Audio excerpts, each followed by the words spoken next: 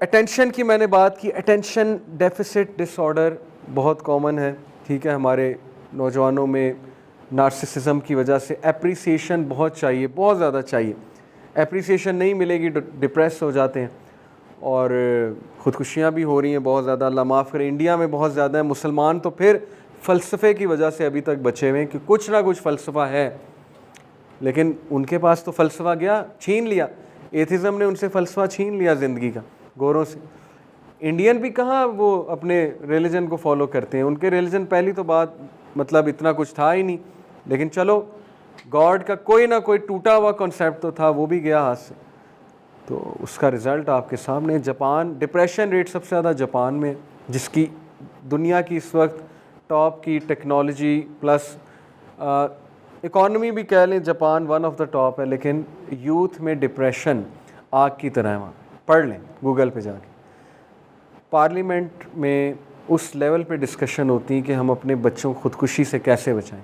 ये जापान के पार्लियामेंट में डिस्कशंस होती हैं कि हम क्या करें, समझ नहीं आ रही हमें, हमारी जनरेशन ख़त्म हो रही है, शादियां नहीं कर रहे।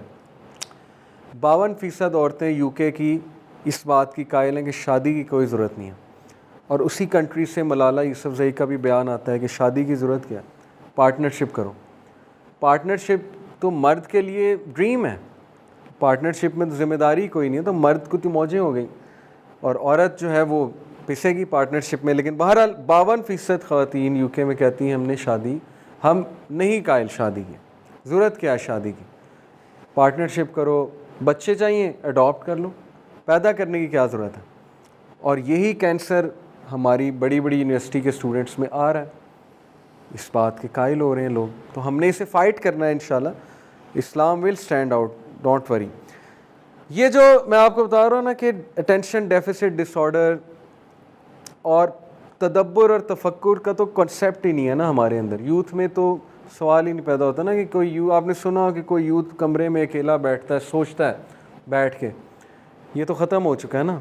बूढ़ों में होता होगा, बुढ़ापे में। इसकी वजह क्या है मैं आपको बताता हूँ। देखें, मैं चूँकि साइकोलॉजी पढ़ता रहता हूँ, तो ब्रेन में वाइट मैटर और ग्रे मैटर का एक कॉन्सेप्ट है। वाइट मैटर जो है ना, ये हमारे न्यूरॉन्स के दरमियान में होता है। वाइट मैटर, न्यूरॉन्स क्या करते हैं, वो सिग्नल फेंकते हैं, लिटरली इलेक्ट्रिकल सिग्नल्स फेंकते हैं, न्यूरोट्रांसमीटर्स फेंकते हैं, जो दूसरा न्यूरॉन कैच करता है अपने एक्सन्स के थ्रू। एक्सन जो है ना वो उसके वो होते हैं न्यूरॉन के, वो जैसे वो जाले से, पंजे से होते हैं जी, तो वो वहाँ से वो कैच करता है। डेंड्राइट्स कहते हैं उन्हें, एक्सन्स कहते हैं। एक्सन्स के आगे डेंड्राइट्स लगे होते हैं, वो बाल से। तो वाइट मैटर उनके दरमियान अगर कम हो जाए ना, तो वो ज़ाहिर है न्यूरोट्रांसमीटर उस तरह से कैच नहीं होते, क्योंकि वाइट मैटर जो है ना, आप कह लें ये बिल्कुल इस तरह है जैसे फ्रिक्शन को ख़त्म करने के लिए ऑयल यूज़ हो रहा है। तो इस तरह वाइट मैटर की अहमियत है ब्रेन के लिए, न्यूरॉन्स के लिए। अब रिसर्च है कि जो बंदा, ये रिसर्च सुना रहा हूँ आपको, ऑथेंटिक रिसर्च, 5 घंटे 4 घंटे मोबाइल यूज़ करता है, उसका वाइट मैटर कम होता है। इस लेवल का नहीं होता कि वो पागल हो जाए, लेकिन होता है, अफेक्ट होता है। अब वाइट मैटर कम होने से क्या हमारे ब्रेन पे फ़र्क आता है कि आपकी एनालिटिकल एबिलिटी, आपकी एबिलिटी टू सी कॉन्सिक्वेंसेस, ये कम हो जाती है। हम देखते हैं ना कि फुलिश हरकतें, मतलब ऐसे रिस्क लेना, ऐसी चीज़ों में टांग अड़ा देना कि बंदा दंग रह जाता है कि यार इनकी अकल कहाँ गई है। लेकिन नहीं, करना है थ्रिल के लिए, चिल के लिए, या बस करना, क्योंकि एनालिटिकल एबिलिटी फारिग हो चुकी, कॉन्सिक्वेंसेस नज़र ही नहीं आ रहे कि यार अल्लाह कॉन्सिक्वेंसेस दिखा रहा है कुरान में कि जो तुम करोगे उसका तुम्हें भुगतना पड़ेगा। ये कॉन्सिक्वेंसेस देखने की एबिलिटी का ताल्लुक प्री फ्रंटल कॉर्टेक्स से। एक तो वो डेवलप नहीं हो रहा हमारा, जाहिर है हर वक्त जब डोप बढ़ाना है तो ये कैसी चीज़ डेवलप हो जाएगी। फिर ये वाइट मैटर की कमी की वजह से अब समझ ही नहीं आ रही डिसीजंस कैसे लेने, कन्फ्यूजन बहुत ज़्यादा। ये इसलिए, ये आप ये ना समझे कोई एग्जैजरेशन कर रहा हूँ मैं यहाँ पे बैठ के, फड़े मार रहा हूँ इंटरनेट पे मशहूर होने के लिए कि ये तो अजीबोगरीब रिसर्चेज़, ये रियल रिसर्चेज़ हैं। इसलिए गोरों को परेशानी लग गई है। आपको पता नहीं है, वो अपनी यूथ को 30-30 दिन के लिए जंगलों में ले जा रहे हैं कि ये तो तबाह हो जाएंगे, बर्बाद हो जाएंगे, इनको निकालो इस चीज़ से। उन्होंने रियलाइज़ कर लिया, कैंप्स लगते हैं उनके, 30-30 दिन कैंपिंग के लिए ले जाते हैं वो, कि इनको इनको ज़रा जो डोप सेंटर्स हैं वो डायलेट हो चुके हैं, उनको हम खाली करें इनके डोप सेंटर्स को, क्योंकि रिसर्च उन्हें बता रही है कि आपकी जनरेशन तबाह हो रही है, बर्बाद हो रही है, आपकी जनरेशन ख़त्म हो जाएंगे, ये लीडर्स नहीं पैदा होंगे इस जनरेशन से, शादी निभाने वाले नहीं पैदा होंगे इस जनरेशन में। हमें भी रियलाइज़ करना है, इस लेवल पे बात करनी है, हमें डराना है, सीधी सी बात है। जब तक डर नहीं लगेगा कैसे हम जो है वो सीधा होने की कोशिश करेंगे। तो इसलिए अलार्मिंग सिचुएशन है, बहुत अलार्मिंग सिचुएशन है। हम समझते हैं कि सब ठीक है, हाँ उस हवाले से सब ठीक है कि क्वालिटी ऑफ लाइफ हम इंजॉय कर रहे हैं, इन द सेंस के पैसे भी कमा रहे हैं, खाने पीने को बहुत अच्छा है, लेकिन जो अंदर बेड़ा गर्क हो रहा है सोल का, माइंड का, उससे बड़े कम लोग वाकिफ़ हैं। और पता उन्हें तब लगता है जब मिड लाइफ क्राइसिस आता है, 35 साल की उम्र में जाके, जब इतना बुरा हिट होता है, बंदा इतना बुरा हिट होता है कि यार मैं पीछे करता क्या रहा हूँ। इसलिए हम आपको मिड लाइफ क्राइसिस से बचा रहे हैं कि 35 साल तो रीच नहीं हुई मोस्टली आप में से लोगों की, तो ये ना हो 35 साल में इतना बुरा हिट हो। ये एक टर्म है मिड लाइफ क्राइसिस, गोरे इस टर्म ज़रूर गुजरता है, हर गोरा मिड लाइफ क्राइसिस से गुजरता है, जब उसको रियलाइज़ होता है कि यार मैंने यूथ में क्या किया। तो नबी सल्लल्लाहु अलैहि वसल्लम ने पहले ही इससे बचने का बता दिया है कि 5 चीज़ों का एडवांटेज ले लो इससे पहले कि 5 चीज़ें आएँ। क्या क्या? शबाब, अपनी जवानी का फ़ायदा उठा लो इससे पहले कि मिड लाइफ क्राइसिस आए, बुढ़ापा आए। अपनी सेहत का फ़ायदा उठा लो इससे पहले बीमारी आए। फ़ारिग टाइम का फ़ायदा उठा लो इससे पहले बिज़ी हो जाओ।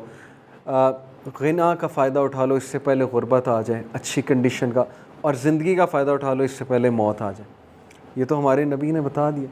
अब गोरे मिनिमलिज़म के कायल भी हो रहे हैं, अब वो माउंटेन्स की तरफ जाने के भी कायल हो रहे हैं कि ये तो पहाड़ों की तरफ जाना पड़ेगा। हमारे नबी ने तो 15 सेंचुरी से पहले बता दिया कि फ़ितनों से बचने के लिए पहाड़ों की तरफ रुख करना पड़ेगा। इससे मुराद ऑर्गेनिक लाइफस्टाइल भी है। हर बंदा पहाड़ों की तरफ नहीं जा सकता, लेकिन अपने घर में पहाड़ क्रिएट कर सकता है। कैसे? वाईफाई की टाइमिंग रखें, उसके बाद ऑफ़ कर दें, सब के लिए ऑफ़ है। बचाना है ना, अपने बच्चों को बचाना है, ख़ुद बचना है, तो ये करना पड़ेगा, पहाड़ क्रिएट करना पड़ेगा घर में, माउंटेन्स क्रिएट करने पड़ेंगे। देसी खुराक, डब्बे की खुराक से जान छुड़ाएं, ये ब्रॉयलर शॉयलर से जान छुड़ाएं, ख़ुद चीज़ें उगाएं, ठीक है, करना पड़ेगा। हम आपको पता ही नहीं हमें क्या खिलाया जा रहा है, अगर हमें पता लग जाए हम खाना ही छोड़ दें। इस पर भी बड़ी डॉक्यूमेंट्रीज़ हैं। फूड इंक एक डॉक्यूमेंट्री, फूड इनकॉर्पोरेशन। मिसकैरेज कितने कॉमन हो गए हमारी यूथ में, प्रेगनेंसीज हो ही नहीं रही। सुनने में आता है कि हुआ ही नहीं, 4-5 साल हो गए। तो ये रियल है, ओके, ये एग्जैजरेशन नहीं मैं कर रहा। बहुत बहुत बुरा वक्त आने वाला है अगर हमने एक्शन ना लिया। चंद एक लोग ही लेते हैं एक्शन, सारे नहीं सीधे होने वाले, लेकिन चंद एक लोग की वजह से ही चेंज आती है। तो ये सारी चीज़ें इसलिए मैं बता रहा हूँ क्योंकि अगर हमने इन्हें सीधा ना किया तो हमारी फ्यूचर जनरेशन बहुत वल्नरेबल है तबाही के लिए, और इंसानियत से बहुत दूर चली जाएगी हमारी फ्यूचर हमें अपने बच्चों की फ़िक्र करनी चाहिए ना, कि जो बेड़ा गर्क हो चुका है अब तक, चलो वो तो हो चुका है, लेकिन आगे ना हो। उसके लिए बहुत ज़रूरी कि हम उन चीज़ों की तरफ आ जाएं which matter in life, things that matter की तरफ आ जाएं, और सोचना शुरू कर दें और एरोगेंस से निकल आएँ।